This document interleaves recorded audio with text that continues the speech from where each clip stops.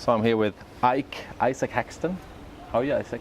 I'm doing well. Yeah. I'm happy to be here in Monaco. I had a pretty average day one for the main event. I'm going back to day two with 30,600. Very, very close to the starting stack, Yep. right? Were you close to bust or I think I got as low as maybe 12 or 15,000, and as high as about 70. How old are you now, Isaac? I am 27. 27. So I think the first time we made an interview was in 2008 in London. When Yeah. Was that one of your first trips to Europe, or That was my first trip to Europe. that was your yeah. very first trip? Yeah. How's life changed for you? I suppose I'm doing a bit more traveling and spending a lot more time in Europe. I spend about half the year in Malta now, so. Is there any specific reason why you choose Malta?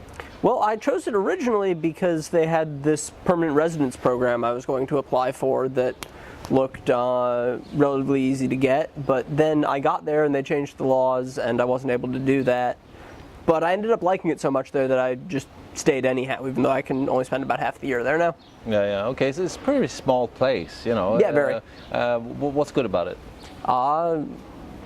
Great weather, great food, people are very friendly. It's just sort of a happy, laid-back place and a nice spot to settle down for a month or two at a time and play a lot of online poker. Yeah. Well, was it obviously was a direct consequence of the Black Friday, I guess? Yes. To decide, what were the other options for you to? I was considering Melbourne. I was considering somewhere in Mexico, maybe Playa del Carmen. Less seriously considering either Vancouver or Toronto. Both are kind of cold and gloomy. Yeah. I grew up in Syracuse, New York, which is pretty cold and gloomy. Yeah. And I don't think I need any more of that. No. I had enough of that. Kind of thought about going to Montevideo, Uruguay. Okay. Yeah. But it didn't get very close to actually doing that. I mean, you're probably one of the Americans that we've seen most of on the European tour, right? Do you keep count, or?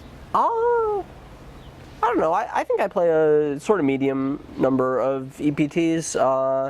In the last year, I've played, obviously, this here, and I skipped Berlin, I played London, I played Sanremo, I skipped Barcelona. Yeah. So. But you like Europe, right? I like Europe a lot. Yeah. I love it here. Yeah. So what do you say to Americans if they wonder about it? That wonder if they should go. Why should they come to Europe? If you're a typical, very American, you know what I mean? It's a different culture. It's a different cultural. I mean, it's quite a few different cultures. I mean, European culture is not one thing, of course. No, of course. But especially, I think, Southern Europe around the Mediterranean has a lot to teach Americans about relaxing and enjoying life. Is that right? Yeah. Yeah. And you like that lifestyle? I like that a lot, yeah. Yeah, because I don't think every American, it doesn't apply to every American. They don't understand it, or they miss the American lifestyle too much. Yeah. Yeah. And you can make arguments both ways. A lot of it's down to personal preference and what you value and what you enjoy. I think some of the parts of Europe is pretty similar to where you grew up, like the Nordic countries. Have you been up there as well? No, I haven't really. I would really like to. A good tip is probably that you should go there in the summer, because it's really nice there. Unless you like skiing and stuff like that. I used to love to ski. I haven't skied in maybe 10 years now, but I used to ski all the time when I was a kid. Do you have good skiing back home where you're from? Decent, yeah. Not like really great skiing that people travel from all over for, but good enough. Yeah. Okay, that's nice. Yeah, it's fun, but it's also nice. I think most people like this the Mediterranean climate. It's pretty okay in the winter as well. Yeah, it's really reasonable. Basically, never snows in Malta. It's interesting with some of the. Have you only friends these days within the poker community that you hang out with? More or less? I don't see that much of my older friends from before I played poker. It's not that I'm not still friends with them, but you know, they have full-time jobs and they don't get to leave wherever they are all that often, whether that's, you know, Washington, D.C. or San Francisco, L.A., New York. They're all pretty much tied down in whichever American city they've ended up in. And I'm rarely in the U.S. and traveling around quite a bit, so I just don't see them that often.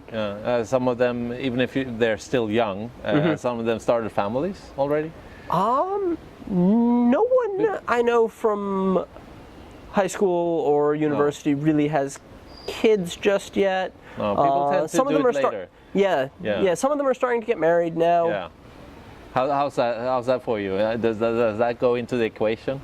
Well, yeah, I'm recently married myself. Okay. Okay. When was that? Well, you can give it two different dates, either September 1st of 2011 or 2012. Legally, we were married September 1st, 2011.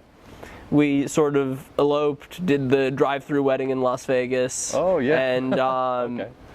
For any specific reason, or just because you wanted to get married? Well, we were about to move to Malta, and we were going to be applying for the permanent residence visa in Malta and wanted to apply as a married couple. I see. So yeah, we were looking into the details of moving to Malta and sort of going through things, and this would be a lot easier if we were married. We've been dating for 7 years. Yeah. What do you think? Should we just get married? Yeah. So that's one way to do it. And then exactly 1 year after that, we had a big wedding in Chicago with all of our friends and family. All right. And that was Was it nice? It was nice. Yeah. Yeah. It was very nice. You still together? Yeah. You gonna keep on going, you think? I don't see why not. Yeah, that's good. That's good. I mean, it's pretty difficult, I guess, to be married to a poker player, depending on. Absolutely. My wife has made a lot of sacrifices to. Have you done some sacrifice for her? Maybe not a very nice question. I suppose, if I'm going to be honest, it's been a little one-sided. She's kind of put her life on hold to travel around with me. Yeah, well, maybe it's not a bad life, right? No, I think she enjoys it. She's happy to be here in Monaco right now. Happy to be living in Malta, mostly. Yeah. She sort of had a career in theater that was just getting started as our relationship got serious. Theater. Theater. Yeah. Is it possible to sort of go forward with that on the road, traveling around? Not really? Not really. It's pretty difficult.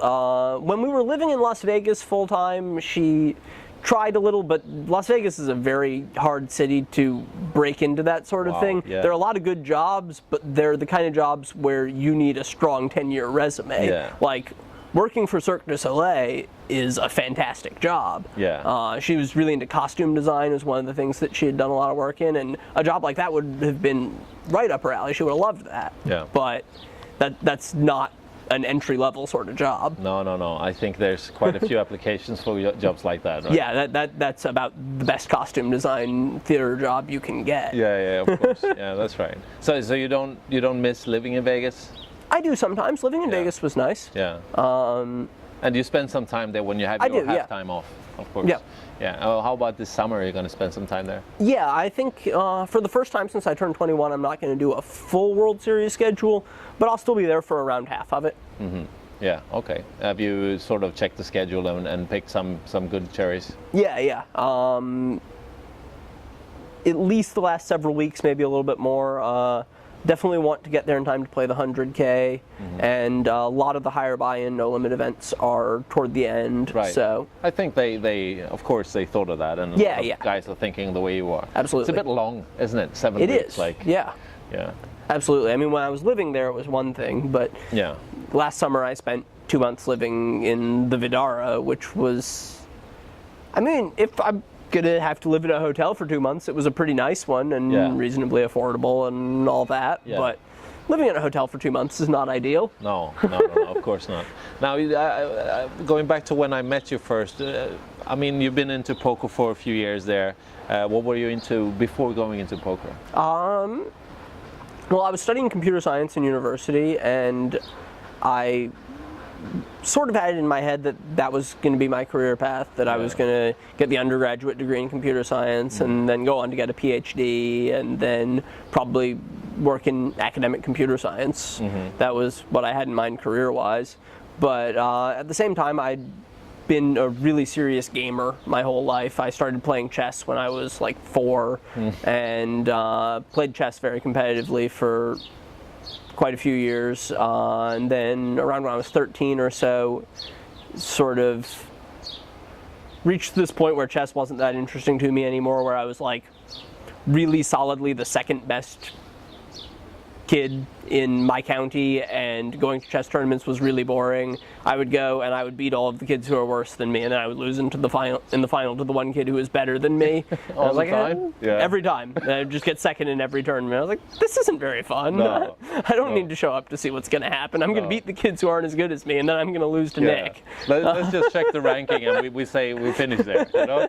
And that's something about poker that's in a lot of ways a lot more interesting than chess. Because you will not lose to him every time. You don't lose to him every time, and it's not that clear who the best player is. Right. I mean, that's probably one of the key points of poker, of Yeah, course. and around that time I found another game that has that in common with poker, Magic the Gathering, and sort of transitioned from chess to Magic, which I played pretty seriously for several years in high school. Does it still thrill you a little bit, the Magic the Gathering? It does, yeah. I play online from time to time. Yeah? Has it got the same depth or deeper than poker, would you say? I think so, yeah. It's a very deep, challenging game. Obviously, I haven't worked as hard at getting good at it as I have at poker, but... So did you know some poker pros from your Magic days? Yes, that was how There's quite a few, right? That was how I got started, yeah. Right. Through who? Anyone that we know? No, I mean, really, I guess the guy who was most directly responsible for me starting to play online poker was a guy named Joe Weber, who I doubt you would have heard of. Yeah. He's been making a nice living playing like 5-10, 10-20 no limit limit hold'em online for 10 years now. Right. But, and he's happy with that? Yeah. He's fine with that? I haven't spoken to him in more than 5 years. But he got you into it. He got me into it. I mailed him $50 in cash in an envelope, and he sent me a transfer online. That's so analog. Did he? Oh, yeah, that's fine. and that was where I got my start. I actually busted my first 50, and then I mailed him another 50. Did you really? In an envelope? In an with envelope. a stamp? Yeah. Oh wow, that's pretty funny. Yeah, that's good. Were you legally? Did you have the legal age? I was 18, but I was actually playing on now defunct and somewhat disreputable site that I won't mention by name, which was 21 plus. So I was playing under my mom's name at first. Okay, and that's like, what do you call that? It's erased now from the records. Yeah. That's a few years ago. Yeah, if you dig, you might be able to find which one I'm talking about, but you don't need to. No, of course not. Now, computer science. Let's say they just closed down this whole business. And there was no availability, death penalty to everyone who plays poker. Would you go back to that, you think? Probably, but not definitely, or something like that, you know.